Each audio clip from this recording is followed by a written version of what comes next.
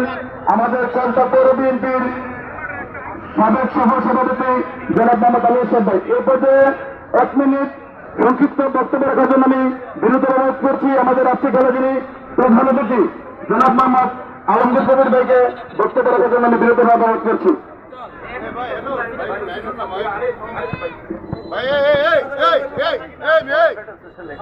বিসমিল্লাহির রহমানির রহিম। সম্মানিত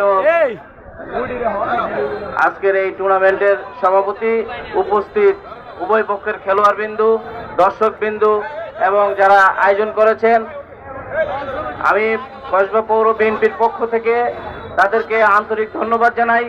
এই সুন্দর একটা টুর্নামেন্ট ছাড়ার জন্য এবং দর্শকদেরকে এই টুর্নামেন্টে খেলা দেখার সুযোগ করে দেওয়ার জন্য।